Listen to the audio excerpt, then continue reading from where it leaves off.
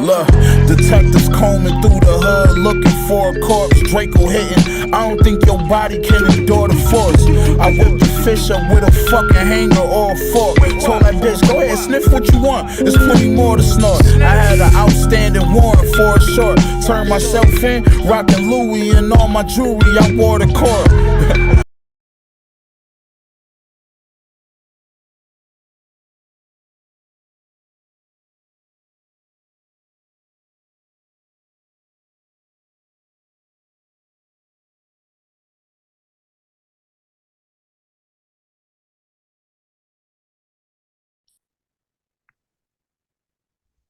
Ladies and gentlemen, I am pleased to bring you today Sergeant Ben Cantwell.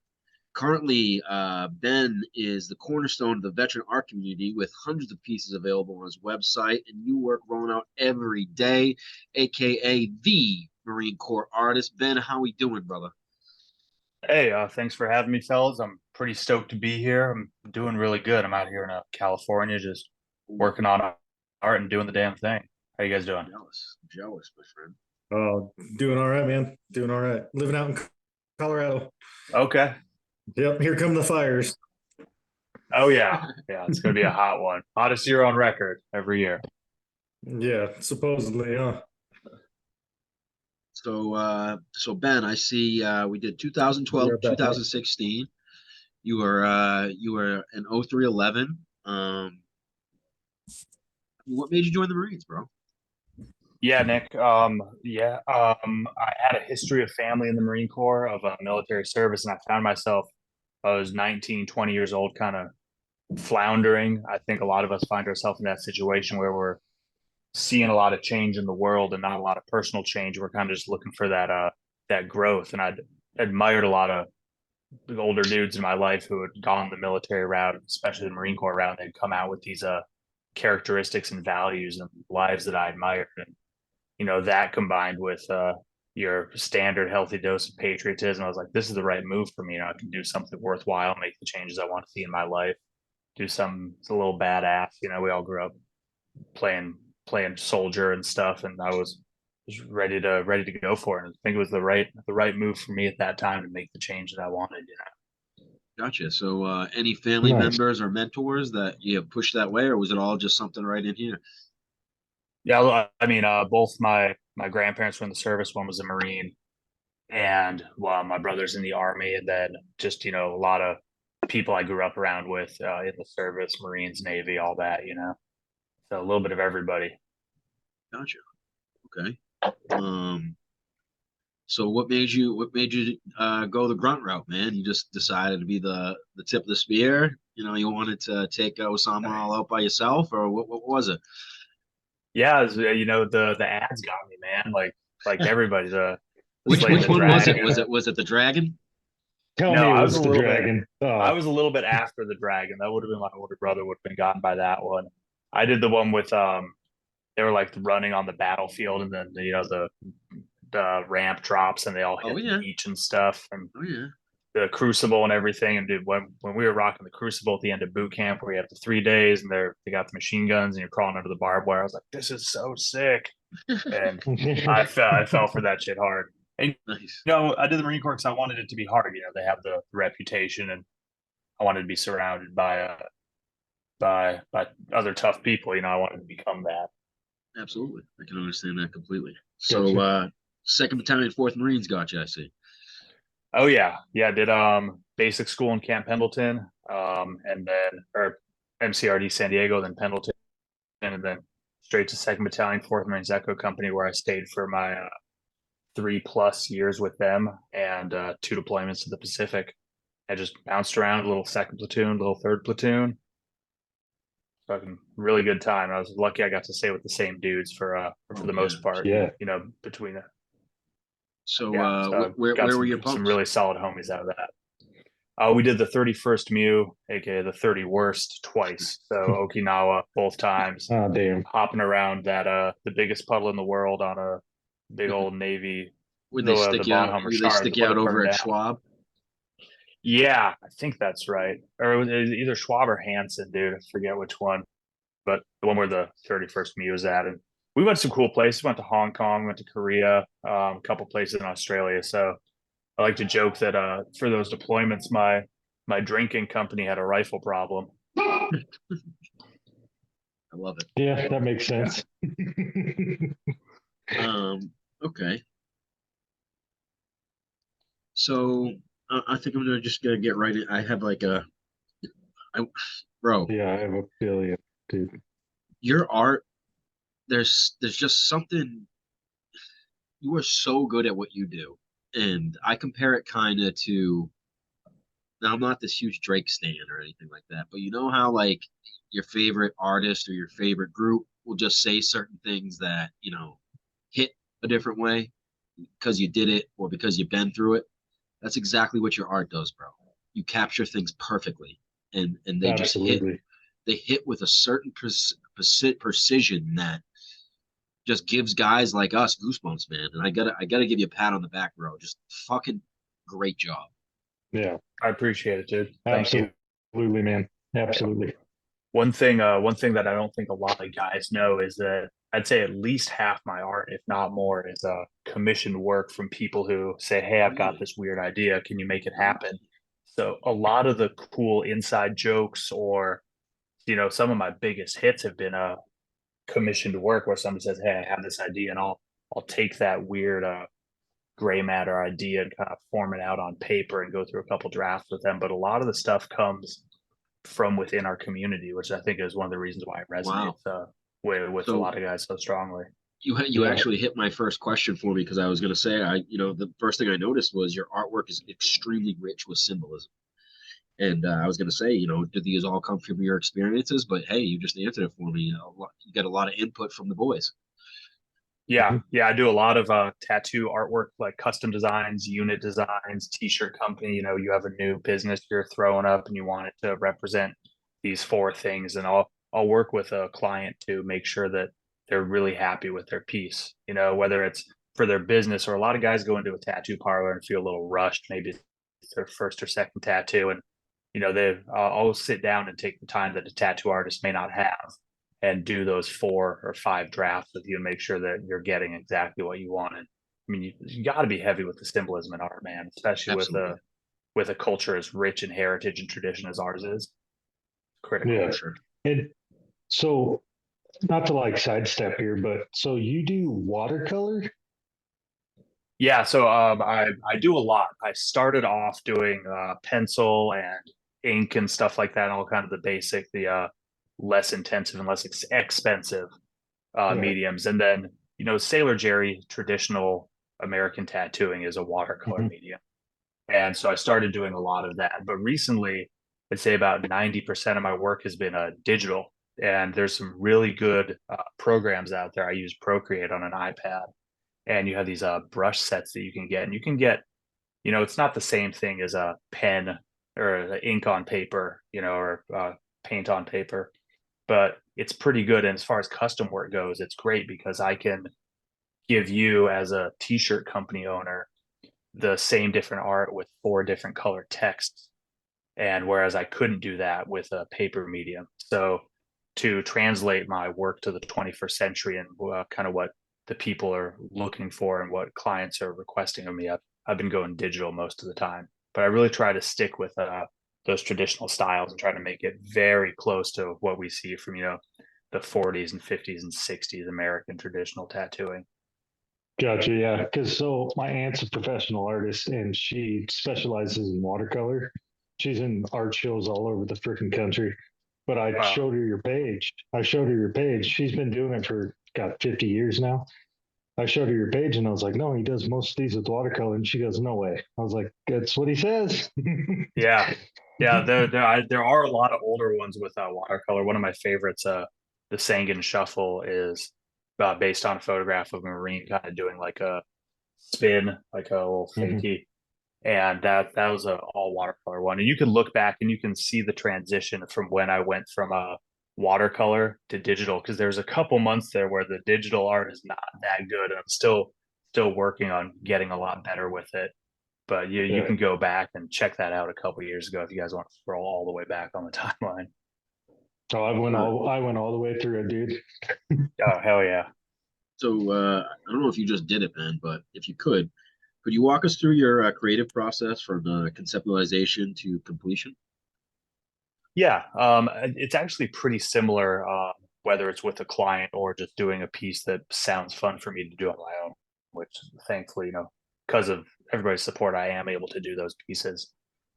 An idea comes to me, whether it's from somebody or from myself, and I kind of do a little bit of research. I do a little bit of digging on whether it's the equipment or the time period that I want to get into. I'll look at some tattoos that are similar. If I'm doing a pinup, I'll go look at some drawings of old pinups from the masters, and then I'll work on sketching. Once I get a sketch out, that's your time to get everything formatted and laid out and get your proportions correct. Then once you do that, you can go back in with your fine lines, your inks, and then you add your shading, and then you add your color, and then I'll go back over with shading again to make sure it really pops. And then you can do whatever digital stuff you need to.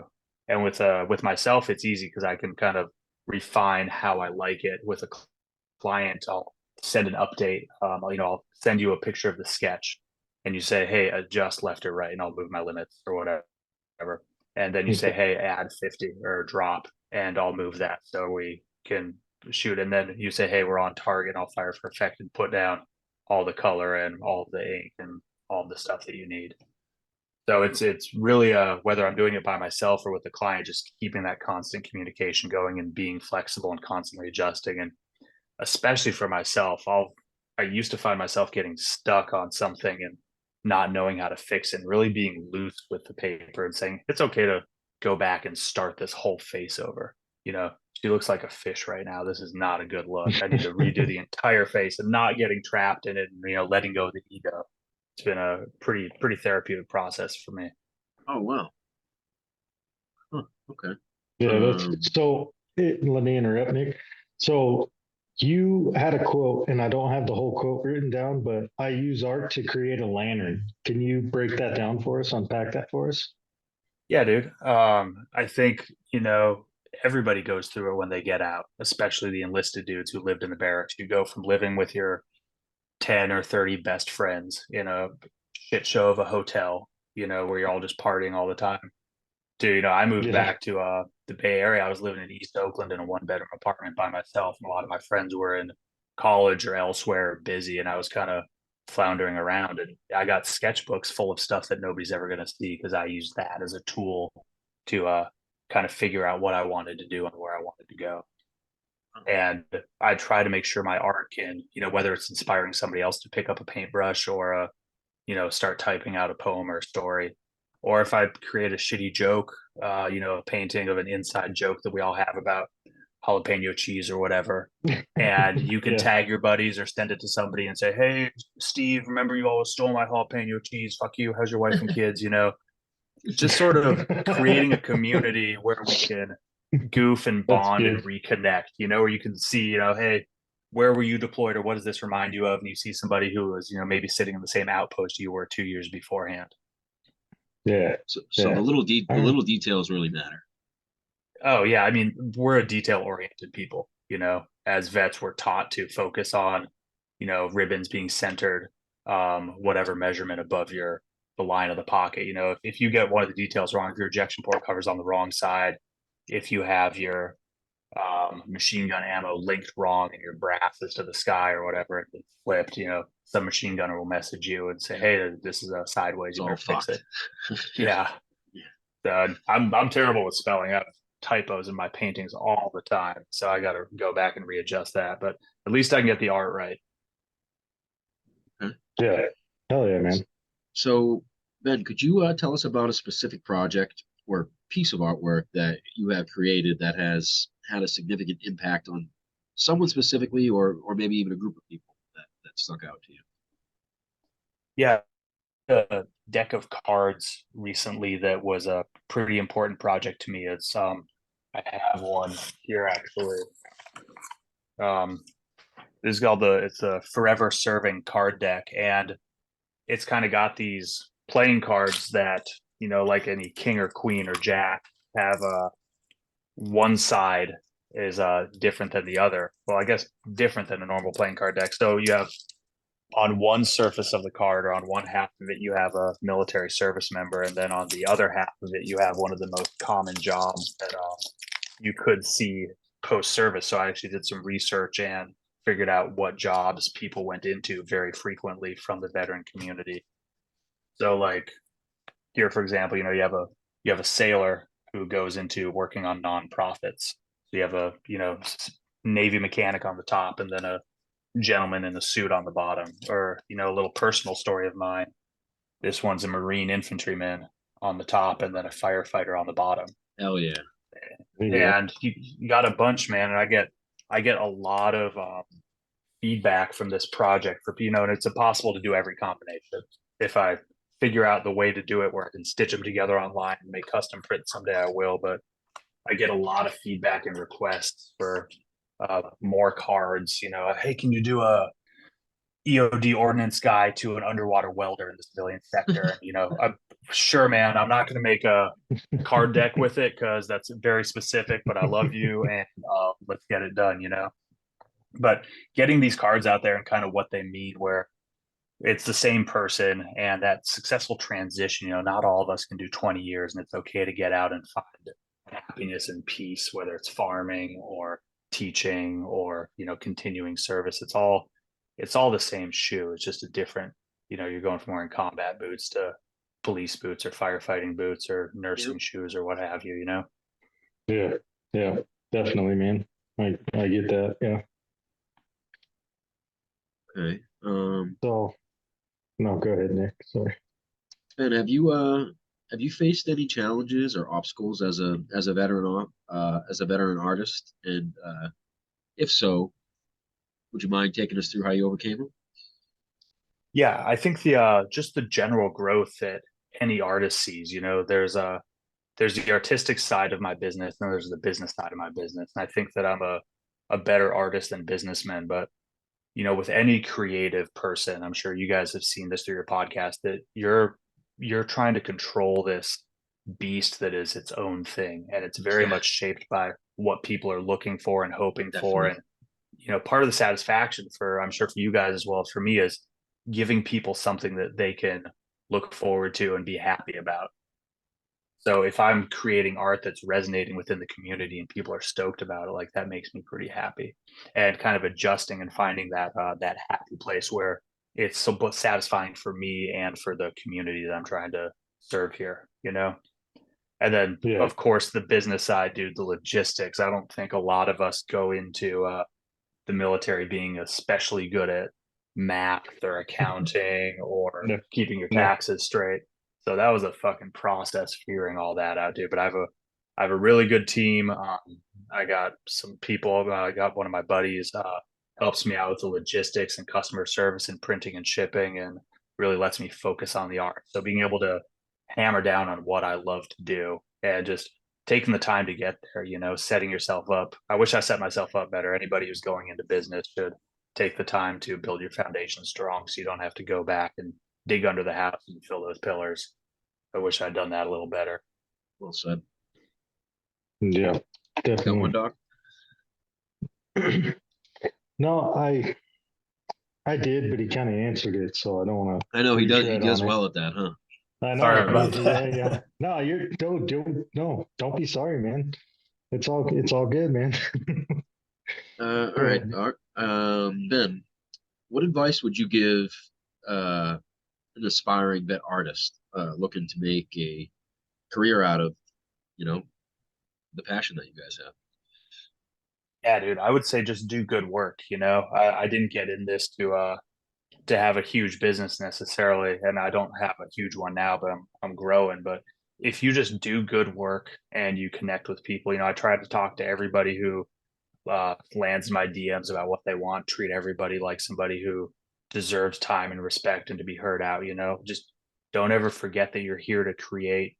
If you want to create art for yourself, that's fantastic, and I still do. But if you want to commit yourself to creating art for the veteran community and really establish yourself as a veteran artist, remember to treat the people that you're working with respect, and sometimes I get a little bit too busy to answer every comment, but if people shoot me a message, I try to talk to everybody and just make good work, man. Focus on your craft, perfect your craft, and the likes will come, the people shooting you all the props will come, and just do good work and be a good dude. It's a very Bam. simple, very overplayed, very important, very realistic lesson for almost everybody, I think. So have you Oh yeah. always been creative? Always been artistic? Is that something that's always followed you? Yeah, for sure, dude. I think we're all creative. I think as kids, we're all encouraged to draw and paint and, do school plays and stuff like that. And then we find other passions, sports or girls or Life takes music. over a little bit. Yeah. Life takes over, dude. You got to start working. The magic gets, Not it kind not of to not to disappears. not to interrupt you, but kind of my personal story. I never thought I'd get into podcasting. I'm not very an outspoken person, kind of introverted. Um, Same here. and what I noticed, after getting out of the Marine Corps, I did a lot of self-reflecting. It was kind of, how while you're in the tempo kind of takes over. You don't really have a lot of time to look at yourself and what you're going through and what's happening to your body. But through this self-reflecting process, I noticed that I was extremely creative, and I remember thinking back to school and how I excelled at certain art aspects, and I remember getting made fun of, and I remember getting in my head about it, like, oh yeah, that's not cool. Let's do what everyone else is doing. Let's do this. It kind of happens at a young age, and you don't realize it takes over. And when you finally look back, it's like, shit, dude, I've been creative this whole time. Let me dive into this motherfucker and see what comes out. And that's really what Yep. happened with this podcast. And I was kind of curious if that happened for you, kind of similar, or if you had always just been artistic and creative. Yeah, I think a lot of us are very creative and artistic, dude. And because of kind of the ideals of masculinity, not to get too heavy into it, No, but you're dead it's on. it's not super cool, dude. And Careful. being artistic is synonymous with being sensitive. And in the veteran Yeah, community, getting in touch with your feelings is not something that has always been very approachable and can doesn't make you a popular guy. exactly. And Yeah. so being able to talk about that, and I think we've seen a switch, kind of really positive pivot in the veteran, the first responder communities. We're talking about PTSD and, going to therapy and doing whatever you got to do to deal with those demons before they sneak up on you is some of this a really good direction we've come in. I think the stigma around, talking and, podcasting and talking about PTSD or making art or doing poetry, Yep. that's going away, and I think that's a really positive thing that we're seeing. And we all faced that growing up. You did, I did, anybody who did. And I would say, if you ever have an inkling to do it, dude, if you've ever felt artistic or like a poet or like you want to do a podcast, just do it, man. And if you're shitty at it, that's okay. You're doing it for you. You're going to Exactly. create Yeah. something that's right for you because it's your art. Yeah. If you're Well gonna said. be shitty, get to being shitty, you know? Yeah, and just enjoy it, man. Oh. It should be enjoyable first and therapy first, and then something else might happen. But just do it for Yeah. you. Well, so like I said, my aunt was a professional. She is a professional painter, and she'd have us kids over there. She had a pool in her backyard, so her house was the coolest in the summer. Oh yeah. But then she'd sit us all down and teach us how to paint. And I brought this painting to like show and tell, a painting that I did, and it was like lilies or something, some flowers. And this fucking one kid just came up and started picking on me, and I was like, all right, fuck you. And that was Yeah. like my first actual fist fight I ever got in. I got suspended from school. Did not get grounded. Did not get grounded. It's okay. Good. You got your ass whooped, didn't you, though? No, I didn't, brother. Come on, brother. You should see the other fourth grader, man. Yeah. Yeah, you should see the other fucking fourth grader, bro. I was fighting. I was. He was so little, man. Oh, I was that's tiny, too funny, dude. dude. I was tiny, dude. I didn't break 100 pounds till my freshman year, bro. So I not was about a the size preemie. of the dog, dude. Yeah, exactly. Yep, I was a Size of fighting the preemie, dog. dude. Ben, through your artwork, what message do you hope to convey to U.S.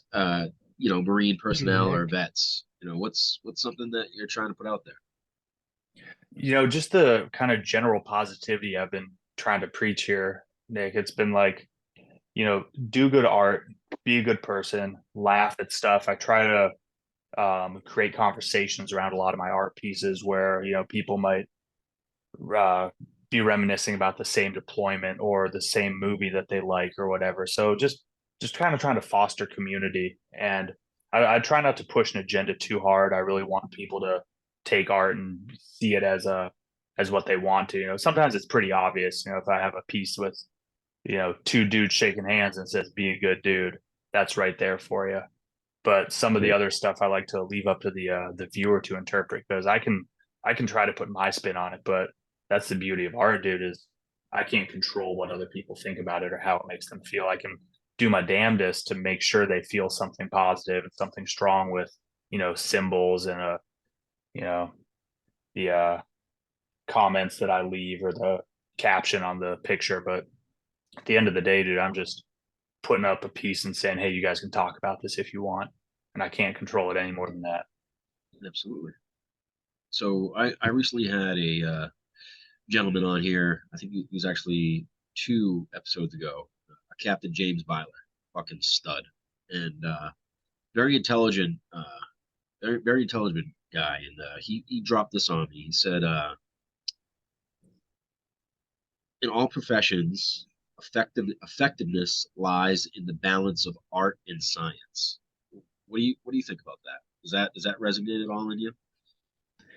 Yeah, I think to be good at art, you really do have to master the craft, There is an aspect of creativity, but Jimi Hendrix was not some dude who was just super creative. He practiced every day. You look at some poets and you can look at their early work. You can look at my early drawings. I'm in no way comparing myself to Jimi Hendrix, but there's a technicality that comes with a medium, you know.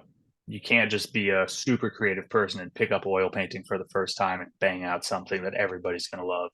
You have to get down, you have to make mistakes, you have to hate the process, you have to have small breakthroughs and rejoice. And I could show you guys a painting, you'd be stoked on it, and I could spot a million things I don't like about it. And then the creativity process is there. Obviously, it's art, being able to take some weird idea that's in your, primate brain and pull it out and put it on paper and do the color schemes and the layout and the symbolism and the wording, make it attractive, make it beautiful, make it stick inside your memory. So when you go to a tattoo shop in 2 years, that's what you still want to get blasted. That's the balance, dude. And it's a lot of fun. I'm a very technical, detail oriented person, except in accounting. But with the art, it's very easy. It's so fun, and I get to use it to express my artistic passions and what people want to get drawn up. Do you get like so me and Doc always talk about it after we get like done a good episode or just have a good podcast. We have like this relieving feeling. It's like I don't even know how to describe it. It's like you're light all of a sudden. All your worries and shit just goes out the window. Have you experienced that after maybe like a good painting or yeah. Oh yeah, definitely, dude. I mean, I hate to say it, but not all commissions are created equal. I've drawn a lot of skulls with cross machine guns behind them, and I love doing it because I get to talk to new guys and figure out why these dudes want that, and get to we'll make them t-shirts. I'll get to see them all stoked in their t-shirts, drinking their 40s the way young enlisted men should. But every once in a while, that commission comes across my desk where the person says, "Hey, dude, I want you to draw something like this. I don't have any further. Here's your left and lateral limits." And I'll just get to go ham. They take the leash off and they just let me paint. And those are the ones where I very much enjoy it. I appreciate the trust that people have in me, and I work hard to kind of maintain that quality of work and to promote that reputation so that people can say, hey, whatever this guy makes, we're gonna like it. And I'll forever love doing skulls with machine guns behind them because that's what I started off doing. But it's also really good to have those projects or that free time to do my own projects where I can like really push the passion and try new mediums and try new things. It definitely shows for sure. Like appreciate it, Nick. You can see the things that you've kind of just let loose on and done your own thing. Like it really shows. That's what I think people are really starting to notice in you, man. And I'm super stoked to just watch you grow. Like you can tell that you're at a point where you're really starting to get a sense of confidence. And I have this weird thing where I can see patterns, and I'm just stoked to see you keep going, man. Yeah, I appreciate it. I wouldn't be able to do it without like if it wasn't for talking to guys like you and Doc and everybody else in the community who's just amped about it. I really thrive off I would do it without the support and encouragement, but it makes me double down. You know, when people say, Yeah. "Hey, I love this," I say, "Okay, I'm going to make more stuff like this because I got 10 or 15 or 30 people telling me how much this piece spoke to them." Yeah. Or I got, Yeah. I post something about, "Hey, get back into your art." I got 2 or 3 guys ask me, "Hey, what program do you use? What watercolor paints would you recommend for starting out?" That's the kind of stuff that gets me making more work like that more frequently. Gotcha. Oh There's yeah, something and about. that's awesome, man. Because sorry, Nick. Oh, you're good.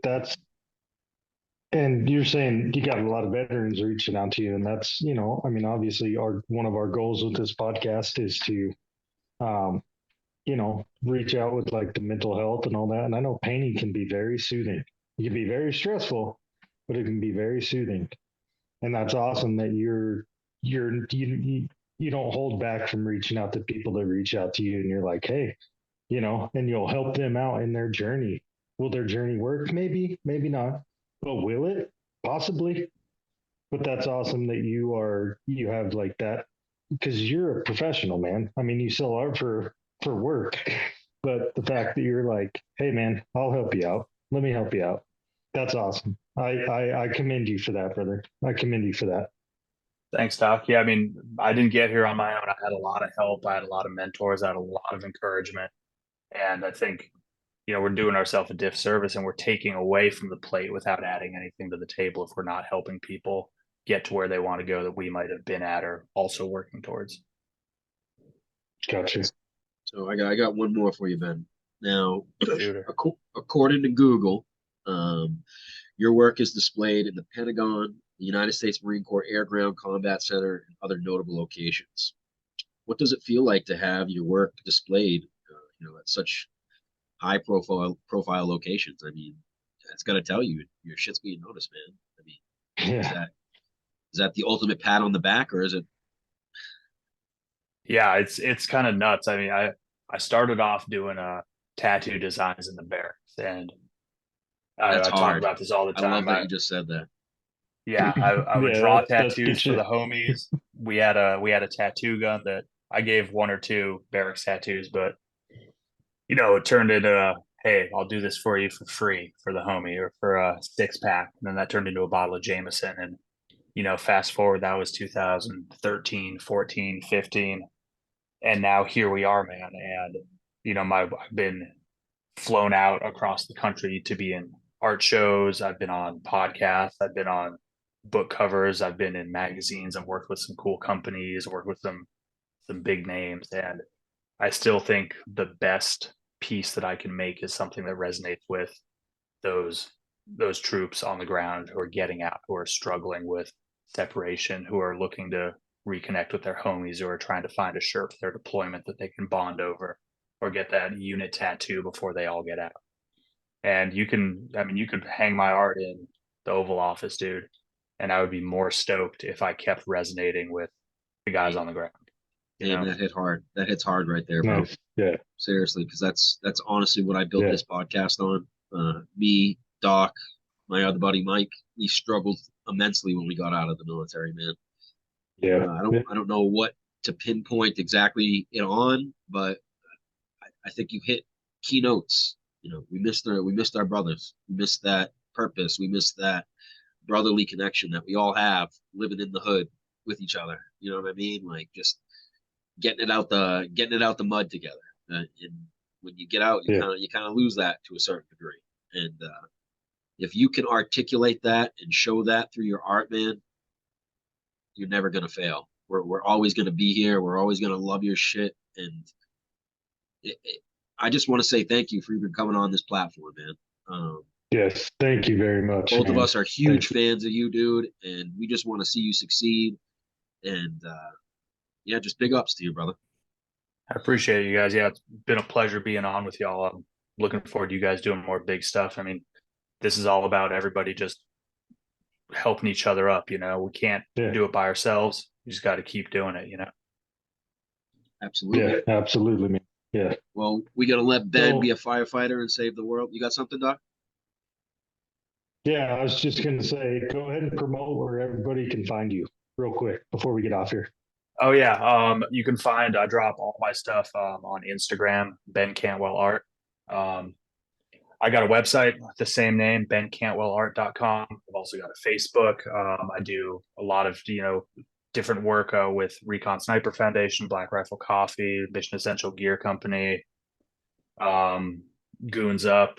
You'll see my art around the community a good amount. So if you see something you like, dude, somebody's got a shirt of it somewhere, just shoot me a message. I'll help you find it. I'll point you in the right direction. And, my art's not just for, we talk about vets because this is a veteran focused podcast, but if you're a firefighter, if you're a police officer, if you're another first responder, I've been a firefighter for 3.5 years now, and I'm kind of breaking into what that means to me, and meeting and talking to veteran artists and first responder artists who are often one and the same, So this is my art is not just for Marine infantry. If you wore a uniform, wear a uniform of any type, are in service, or even just have a family member or love somebody who's in service, just let's talk. Send me a message. If you want to get some artwork done, I can help you find something that already exists, or we can make something new. So just slide in, and my books are open. Right on, man. Beautifully said. Right, Nick. There you have it, people. Episode 65 with Ben Cantwell. Pleasure having you on, brother. 65. Nick, Doc, thank you so much. It's been a pleasure. Semper Fi, guys. Semper Fi.